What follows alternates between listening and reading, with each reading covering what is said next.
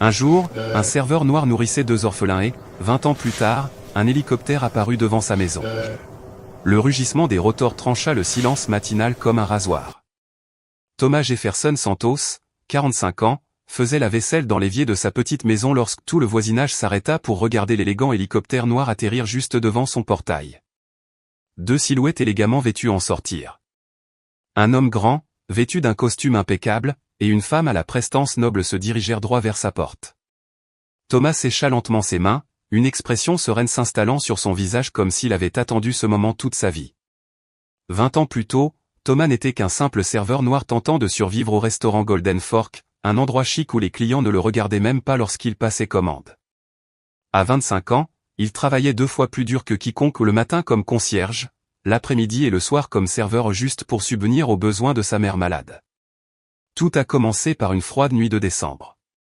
2 enfants orphelins, un garçon et une fille de 10 et 8 ans, tremblants, se sont présentés à la porte arrière du restaurant. Thomas apprit plus tard qu'Ellie et Nina avaient perdu leurs parents dans un accident et vivaient dans la rue depuis des semaines. Ce que Thomas fit ensuite allait changer leur vie pour toujours. Il a commencé à leur apporter secrètement de la nourriture chaque soir. Mais Robert Manning, le chef blanc du restaurant, âgé d'une 50aine d'années et souffrant d'un complexe de supériorité, l'a découvert au bout de 3 semaines. « Vous pensez que c'est une soupe populaire ?» a-t-il crié en renvoyant Thomas devant tout le personnel. « Toi, homme noir ignorant, tu devrais être reconnaissant d'avoir un travail au lieu de donner notre nourriture aux clochards. » Thomas est parti sans un mot, mais a continué à nourrir les enfants avec le peu qu'il avait à la maison, jusqu'au jour où ils ont tout simplement disparu, emmenés par les services sociaux dans une institution éloignée. Aujourd'hui, 20 ans plus tard, en regardant ces 2 élégantes silhouettes s'approcher, Thomas s'autorisa un sourire. Toutes ces années de petits boulots, sous-estimés et humiliés, il avait gardé un secret que personne ne soupçonnait. Si vous vous demandez ce qui relie 2 enfants orphelins des rues et un hélicoptère atterrissant devant la porte d'un ancien serveur, préparez-vous à découvrir comment de petits actes de gentillesse peuvent déclencher des rebondissements que personne ne peut prévoir. Si cette histoire vous touche, n'oubliez pas de vous abonner, ce que vous êtes sur le point d'apprendre changera complètement votre point de vue sur la vengeance et la justice. L'humiliation à la fourche d'or n'était que le début. Robert Manning ne s'est pas contenté de licencier Thomas. Il s'est assuré que toute la ville sache que le serveur gênant avait été surpris en train de voler de la nourriture. Les appels stratégiques aux restaurants concurrents ont mis Thomas sur liste noire partout. Comprenez cela à propos des gens comme lui, a expliqué Manning lors d'un déjeuner de club privé avec d'autres propriétaires. Donnez-leur un pouce, ils prendront 1 kilomètre. Je pensais qu'embaucher un noir était une bonne chose, mais ils montrent toujours leur vrai visage. Pendant ce temps, Thomas parcourait la ville à la recherche d'un emploi, lavage de voitures, distribution de prospectus, conciergerie de nuit, tout pour gagner quelques dollars. Sa mère, Madame Ruth, voyait son fils rentrer à la maison plus tard chaque soir, les vêtements sales et la fierté blessée. « Mon fils » murmura-t-elle en soignant ses blessures. Diabétique depuis des années, elle dépendait de Thomas pour tout. « Vous avez bien plus en vous que ce que cette ville peut voir. » Et elle avait raison. Ce que Manning ne savait pas, c'est que Thomas avait obtenu son diplôme avec mention en administration des affaires de l'université d'État. Il travaillait comme serveur non pas par manque d'options, mais parce qu'il avait besoin d'horaires flexibles pour s'occuper de sa mère. Pendant des années, il a gardé son diplôme dans un tiroir, acceptant que le monde le considère comme un travailleur jetable. Mais les enfants avaient réveillé quelque chose en lui. Même licencié et souvent affamé, Thomas a continué à apporter de la nourriture à Ellie et Nina. Il vendait des effets personnels, acceptait des petits boulots humiliants, tout pour empêcher ses 2 enfants d'aller se coucher le ventre vide. Une nuit, alors qu'il transportait un sac de restes du nettoyage d'un mariage, Thomas entendit des voix familières provenant du club privé. Manning était sur la terrasse avec d'autres hommes d'affaires, buvant du whisky et riant bruyamment.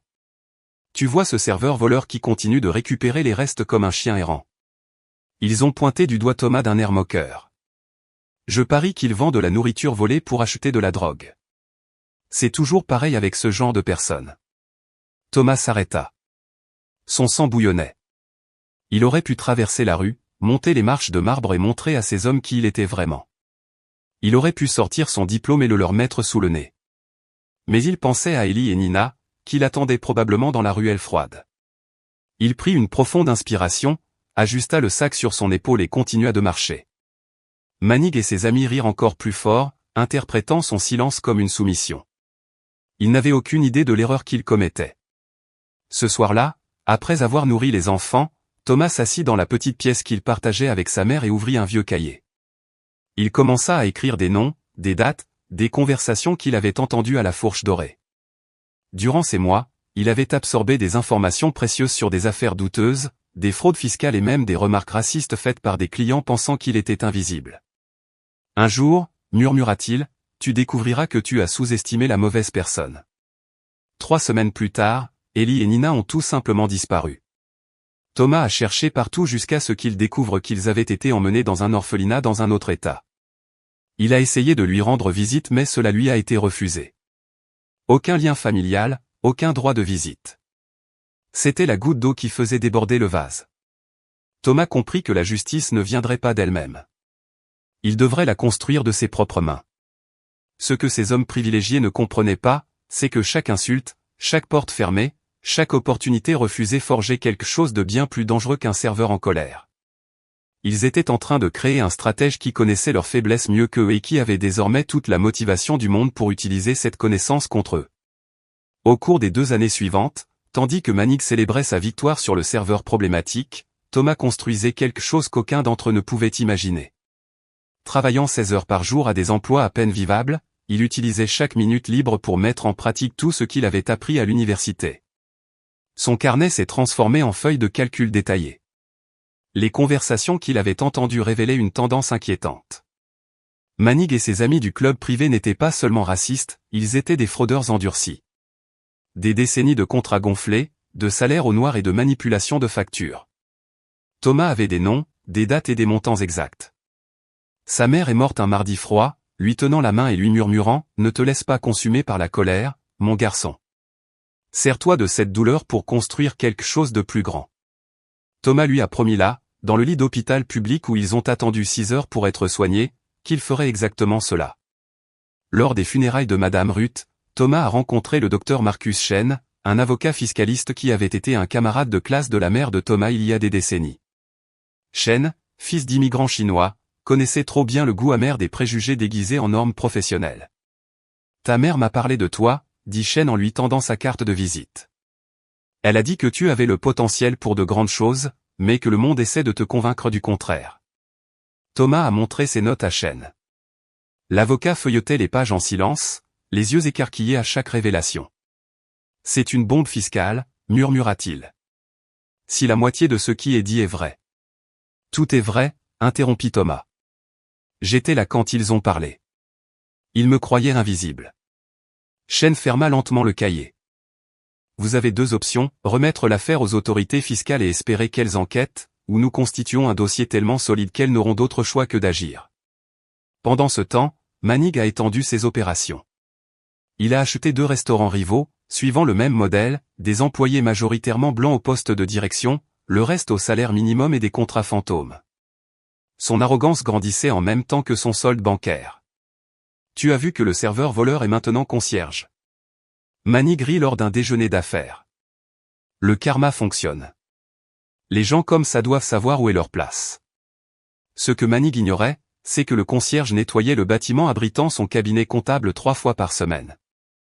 Et pendant ces mois, Thomas a photographié des centaines de documents, copié des feuilles de calcul entières et enregistré des conversations compromettantes à travers des murs minces. Chen a été impressionné par la méthodologie de Thomas. « Tu aurais dû être détective », a-t-il plaisanté en classant les preuves dans des dossiers thématiques. Travail d'enquêteur professionnel. « J'ai eu de bons professeurs », a répondu Thomas, se souvenant de ses cours sérieux de méthodologie scientifique à l'université.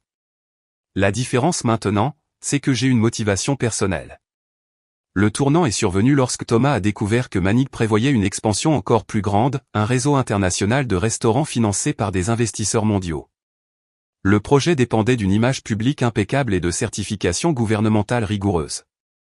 Maintenant ou jamais, dit Chen en tapotant la table dans son petit bureau. Si nous le laissons conclure ses contrats, il sera trop protégé pour attaquer. Thomas regarda par la fenêtre du bureau, observant l'agitation de la ville qu'il avait autrefois sous-estimée. À ce moment-là, il ne se sentait plus comme le serveur humilié d'il y a 2 ans.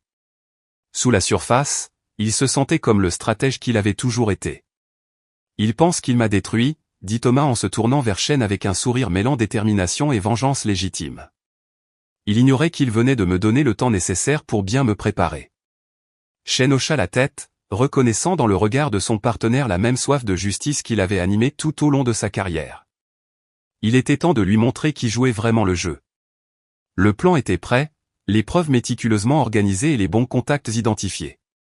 Thomas prit une grande inspiration, se rappelant les paroles de sa mère sur la transformation de la douleur en force et en croissance. Manning avait complètement sous-estimé le pouvoir d'un homme qui n'avait plus rien à perdre et tout à gagner. Pendant des mois, tout le monde n'avait vu qu'un concierge silencieux nettoyant des bureaux. Ce qu'ils n'avaient pas remarqué, c'est qu'ils observaient un stratège, rassemblant des munitions pour une guerre dont Manning ignorait même le début. La première faille dans la confiance de Manning apparut un mardi de mars, lorsque son chef comptable l'appela, paniqué. « Monsieur Manning, il y a un contrôle fiscal ici. Il demande des documents des 5 dernières années. » Manning ajusta sa cravate italienne tout en contemplant la ville depuis son bureau au 20e étage. C'est la routine de Peterson. Nous sommes une entreprise solide. Montrez-leur nos comptes. Monsieur, ils ne demandent pas de documents officiels. Ils ont des copies de documents que je n'ai jamais vus auparavant, des feuilles de calcul détaillées, des relevés de paiement qui ne devraient pas exister. Le sourire de Manning se figea. Que voulait-il dire par « ne devrait pas exister » ? Ils étaient au courant pour les employés fantômes, les contrats gonflés, et même pour ce compte offshore aux îles Caïmans que vous disiez ultra secret. De l'autre côté de la ville, Thomas était assis dans son modeste appartement à regarder les informations du matin lorsque son téléphone sonna. C'était Chen, qui contenait à peine sa satisfaction. Ça a commencé, dit-il simplement. Le fils a accepté notre plainte et a agi plus vite que prévu. Ils ont tout ce qu'il faut. Thomas ferma les yeux un instant, se souvenant de sa mère. Elle serait fière, murmura-t-il. Mais ce n'était que le début. Le procureur avait également été informé et l'inspection sanitaire avait reçu un dossier intéressant sur les conditions de travail au restaurant Manning. Le deuxième coup dur est survenu quelques jours plus tard. Manning était en réunion avec des investisseurs internationaux pour financer son expansion lorsque son assistante a fait irruption dans la salle de conférence, la panique dans les yeux. « Monsieur Manning, il y a des journalistes à la réception. Ils s'enquièrent des allégations de travail forcé et de fraude fiscale. Le journal local publiera un article demain. » L'investisseur principal, un Allemand sévère et renommé nommé Terschmidt, fronça les sourcils. « Qu'est-ce que c'est ? Manning ? Notre entreprise n'a rien à voir avec les opérations douteuses. Il doit s'agir d'un malentendu. » Balbu Manning sentit la sueur lui perler dans le dos. Probablement un ancien employé mécontent. Tu sais comment ça se passe. Mais lorsque le journal parut en kiosque le lendemain, il n'y eut aucun malentendu. L'article de première page était accompagné de photos, de documents et de témoignages détaillés. Le titre était accablant, un empire culinaire bâti sur l'exploitation et la fraude fiscale, la vérité sur les restaurants Manning. L'article révélait tout, les employés noirs étaient payés 2 fois moins que leurs homologues blancs pour le même travail, les conditions de travail étaient dégradantes et des systèmes élaborés d'évasion fiscale étaient en place. Mais le plus choquant fut un enregistrement anonyme où Manning déclarait clairement « Les noirs doivent rester à leur place. Je les paie ce qu'ils méritent. » Manning a appelé le journal, furieux. « Où avez-vous trouvé ça ? C'est un piège. C'est de la persécution. » Monsieur Manning, répondit calmement le journaliste, nous disposons de dizaines d'heures d'enregistrement, de centaines de documents et des témoignages de 42 anciens employés. Souhaitez-vous réagir ? La troisième fissure a tout brisé. Les investisseurs se sont immédiatement retirés. La banque a gelé les comptes des entreprises. 3 restaurants ont vu leur licence suspendue par les autorités sanitaires. Les employés ont intenté des poursuites judiciaires massives. C'est lors d'une réunion d'urgence avec ses avocats dans une salle de conférence qui ressemblait désormais à une salle d'interrogatoire que Manning a reçu l'appel qui allait tout changer. Allô ? Qui parle ? Bonjour, patron, dit une voix calme et polie, avec une pointe d'ironie que Manning ne reconnut pas immédiatement. Qui est-ce ? Thomas Jefferson Santos. Vous vous souvenez de moi ? Le serveur voleur que vous avez viré il y a 3 ans parce qu'il nourrissait des enfants orphelins. Un long et pesant silence s'ensuivit. Les avocats observèrent Manning pâlir peu à peu. Lorsqu'il parla enfin, sa voix était rauque. Comment as-tu eu ça ? Comment as-tu eu toutes ces informations? Thomas sourit en regardant par la fenêtre de son nouveau bureau une petite maison. Tu pensais vraiment qu'un homme avec un diplôme en administration des affaires et d'excellentes notes resterait les bras croisés après avoir été humilié en public? Impossible. Tu es concierge. Oui, répondit Thomas. Pendant 3 ans, j'ai nettoyé des bureaux, y compris le bâtiment qui abrite votre service comptabilité. Savez-vous combien de conversations privées on peut entendre à travers les cloisons fines? Combien de documents restent sur les bureaux quand les invisibles nettoient? Manning sentit ses jambes faiblir. Il fit signe aux avocats de partir, mais ils hésitèrent, sentant que quelque chose d'important se passait. Vous avez enregistré des conversations privées. C'est un crime. Le crime consiste à frauder des millions de dollars en impôts. Le crime consiste à payer des employés noirs moitié moins que d'autres pour le même travail. Le crime consiste à créer un environnement de travail fondé sur l'humiliation raciale. La voix de Thomas resta calme. J'ai simplement documenté la vérité. Que voulez-vous? De l'argent? Je peux payer. Thomas rit doucement. Monsieur Manning, vous ne comprenez toujours pas. Je ne veux rien de vous, car j'ai déjà tout ce qu'il me faut. De quoi parles-tu? Vous voyez ce compte des îles Caïmans que vous croyez secret? Le fisc a déjà les relevés. Ces contrats gonflés avec des sociétés fantômes sont entre les mains du procureur. Et ces enregistrements où vous parlez de remettre les Noirs à leur place? Ils viennent d'être diffusés sur toutes les chaînes de télévision locales. Manning a failli laisser tomber le téléphone. Cela me détruirait complètement. Non, monsieur Manning, dit Thomas fermement. Vous vous êtes détruit. Je n'ai fait que documenter le processus. À ce moment-là, son assistant fit irruption dans la pièce, essoufflé. Monsieur Manning, les employés démissionnent en masse. Le syndicat est à nos portes et une équipe de télévision réclame une interview. Manning couvrit le téléphone avec sa main. Dis-leur que je ne suis pas là. Ils ont dit qu'ils avaient des enregistrements de vous et qu'ils les publieraient sans votre version si vous le préférez. Monsieur Manning. La voix de Thomas resta à l'autre bout de la ligne. Vous êtes toujours là. Pourquoi me fais-tu ça, murmura Manning, vaincu. Parce que vous avez fait un choix il y a 3 ans. Vous avez choisi d'humilier un homme qui essayait de nourrir des enfants affamés. Vous avez choisi de répandre des mensonges à mon sujet pour m'assurer que je ne retrouve plus jamais un travail décent. Vous avez choisi de traiter les êtres humains comme des déchets jetables. Manning regarda par la fenêtre de son bureau et vit la foule rassemblée devant le bâtiment, caméras, micros, panneaux portant des mots qu'il ne pouvait déchiffrer de son point de vue, mais dont il comprenait parfaitement le sens. Je n'étais qu'un homme d'affaires essayant de protéger son entreprise, et je n'étais qu'un fils essayant de prendre soin de sa mère malade. La différence entre nous, monsieur Manning, c'est que je n'ai jamais eu à marcher sur les autres pour obtenir ce que je voulais. Cet après-midi-là, alors que les derniers employés quittaient le bureau avec leurs cartons remplis d'affaires, Manning était seul dans la pièce vide. Sa secrétaire avait démissionné par courriel. Son comptable avait disparu sans laisser de traces. Même le concierge de l'immeuble l'avait accueilli froidement.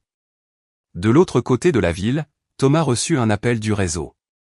Les investisseurs allemands souhaitaient lui parler. Ils étaient impressionnés par sa méthodologie d'enquête. Apparemment, il recherchait quelqu'un possédant ses compétences en audit interne. Thomas sourit, se rappelant les paroles de sa mère sur la transformation de la douleur en force. Manning avait tenté de briser son moral, mais n'avait fait que le rendre plus fort. Ce soir-là, les images de la chute de l'Empire Manning dominaient tous les journaux télévisés.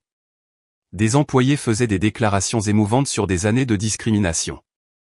Des experts expliquaient comment la fraude fiscale affectait les services essentiels. Et au cœur de tout cela, une question sans réponse, qui était la source anonyme ayant obtenu des preuves aussi accablantes? Manning, qui observait depuis son appartement ou son manoir saisi par la banque le matin même, savait exactement de qui il s'agissait. Le serveur qu'il avait viré comme un insecte était devenu l'artisan de sa ruine totale. Alors que Manning contemplait les ruines de son arrogance, une question subsistait, la chute d'un empire bâti sur les préjugés pouvait-elle nous apprendre quelque chose sur le véritable prix de l'humilité? Et lorsque les cendres seraient retombées, qui sortirait véritablement vainqueur de cette guerre silencieuse menée dans l'ombre de l'injustice? 6 mois après la chute de l'Empire Manning, Thomas était installé dans son nouveau bureau, non pas une maison de ville exiguë, mais un élégant penthouse dans le quartier financier de la ville. Le cabinet d'audit qu'il avait fondé avec Chen connaissait une croissance exponentielle, spécialisée dans les enquêtes sur les pratiques discriminatoires à l'embauche dans les grandes entreprises. Ironiquement, l'affaire Manning était devenue une étude de cas célèbre dans les écoles de commerce, illustrant comment une documentation méticuleuse et une patience stratégique pouvaient faire tomber des systèmes apparemment intouchables. Thomas donnait des conférences dans les universités, racontant toujours la même histoire: la meilleure vengeance n'est pas de détruire son ennemi, mais de construire quelque chose qu'il n'a jamais imaginé. Maniga, quant à lui, avait tout perdu. Ruiné, sa réputation détruite, il travaillait désormais comme gérant de nuit dans une station-service de banlieue. Ses anciens amis des clubs privés le saluaient froidement lorsqu'ils le croisaient de temps à autre. Son arrogance avait cédé la place à une amertume silencieuse et à la certitude tardive qu'il avait gravement sous-estimé la mauvaise personne. La nouvelle de sa chute circulait depuis des mois, des procès valant des millions, des enquêtes fédérales, et même une commission d'enquête sur la discrimination dans l'industrie alimentaire. Manning était devenu le symbole national de la manière dont les préjugés systémiques pouvaient détruire non seulement des vies innocentes, mais aussi les auteurs d'une telle injustice. Un jeudi ensoleillé, Thomas entendit le vrombissement des pales d'un hélicoptère. Il examinait des contrats lorsque son assistant fit irruption. « Monsieur Santos, un hélicoptère atterrit sur l'héliport de l'immeuble. 2 personnes souhaitent vous voir. » Thomas sourit comme s'il attendait ce moment depuis longtemps. 20 ans s'étaient écoulés depuis la dernière fois qu'il avait vu Ellie et Nina, mais quelque chose au fond de lui avait toujours dit que leur chemin se croiserait à nouveau. Lorsque les portes de l'ascenseur s'ouvrirent, il les reconnut immédiatement. Ellie était désormais une femme d'affaires accomplie, propriétaire d'une chaîne de restaurants éthiques employant spécifiquement des personnes socialement vulnérables.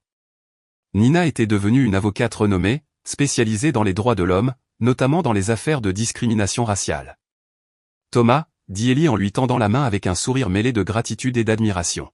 « Nous savions que nous nous reverrions un jour. »« Tu as grandi », répondit Thomas, ému, « et tu es devenu exactement ce que je savais que tu deviendrais. » Nina ouvrit un dossier et montra des coupures de presse, des articles en ligne et des rapports sur l'affaire Manning.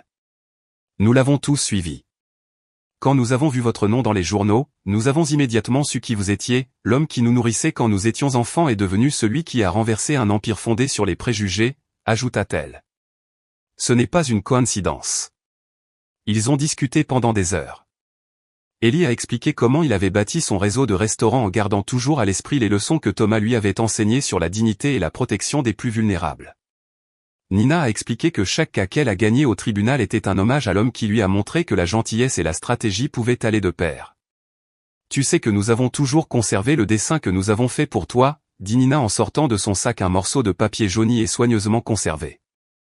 C'était la même image, au milieu de la tempête, protégeant 2 enfants, désormais encadrés avec amour et respect. Thomas les serra dans ses bras, sentant qu'un cercle s'était parfaitement fermé. « Tu sais que j'ai fait ça pour toi aussi, n'est-ce pas ? Chaque document que j'ai photographié, chaque enregistrement que j'ai fait, c'était pour les enfants qui, autrement, pourraient vivre ce que tu as vécu. » Nina sortit un autre document du dossier. « En fait, nous sommes venus ici avec une proposition. Nous voulons créer une fondation ensemble, des programmes qui identifient les enfants à risque et les orientent vers de réelles opportunités de développement, ainsi que des restaurants qui servent de centre de formation professionnelle, ajouta-t-elle. Des endroits où des gens comme nous, et comme vous autrefois, pourraient trouver non seulement du travail mais aussi de la dignité.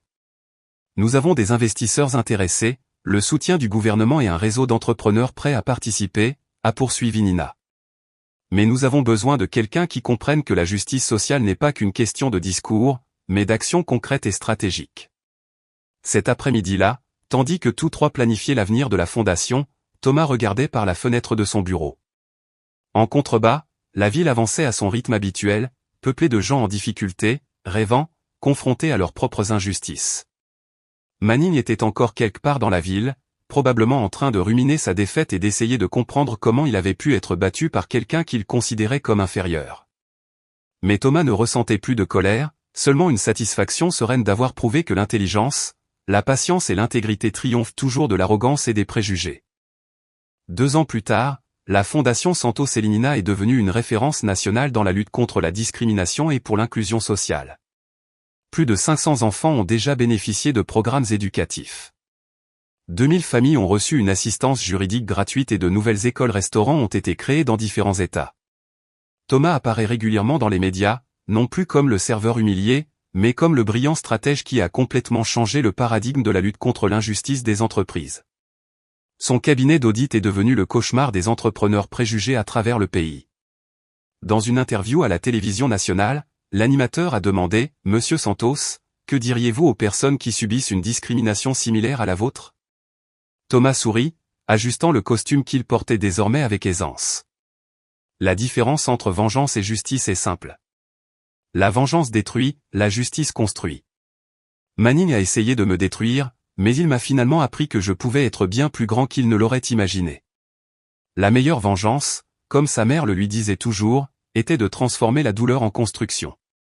Manning a essayé de briser Thomas, mais cela n'a fait que le rendre plus fort. Et maintenant, chaque enfant aidé par la fondation était une nouvelle victoire sur tous les Manning du monde. Si cette histoire de transformation et de justice vous a touché, laissez-nous un commentaire pour nous dire comment vous réagiriez dans une situation similaire. Avez-vous déjà été victime de préjugés au travail? Comment avez-vous réagi? Et n'oubliez pas de vous abonner à la chaîne pour découvrir plus d'histoires qui prouvent que la vraie vengeance ne consiste pas à détruire ceux qui vous ont blessé, mais à construire quelque chose de plus grand que ce qu'ils ont jamais imaginé. Parce qu'au final, le succès est toujours plus fort que les insultes. Thomas apparaît régulièrement dans les médias. Non plus comme le serveur humilié, mais comme le brillant stratège qui a complètement changé le paradigme de la lutte contre l'injustice des entreprises. Son cabinet d'audit est devenu le cauchemar des entrepreneurs préjugés à travers le pays. Lors d'une interview à la télévision nationale, l'animateur lui demanda « Monsieur Santos, que diriez-vous aux personnes qui subissent une discrimination similaire à la vôtre ?» Thomas sourit, ajustant le costume qu'il portait désormais avec aisance. La différence entre vengeance et justice est simple. La vengeance détruit, la justice construit. Manning a essayé de me détruire. Mais il m'a finalement appris que je pouvais être bien plus grand qu'il ne l'aurait imaginé. La meilleure vengeance, comme ma mère me le disait toujours, est de transformer la douleur en construction. Manning a tenté de briser Thomas. Mais cela n'a fait que le rendre plus fort. Et maintenant, chaque enfant aidé par la fondation est une nouvelle victoire. Sur tous les Manning du monde. Si cette histoire de transformation et de justice vous a touché, laissez-nous un commentaire pour nous dire comment vous réagiriez dans une situation similaire. Avez-vous déjà été victime de préjugés au travail? Comment avez-vous réagi? Et n'oubliez pas de vous abonner à la chaîne. Pour découvrir plus d'histoires qui prouvent que la vraie vengeance ne consiste pas à détruire ceux qui vous ont blessé, mais à construire quelque chose de plus grand que ce qu'ils ont jamais imaginé. Parce qu'au final, le succès est toujours plus fort que les insultes.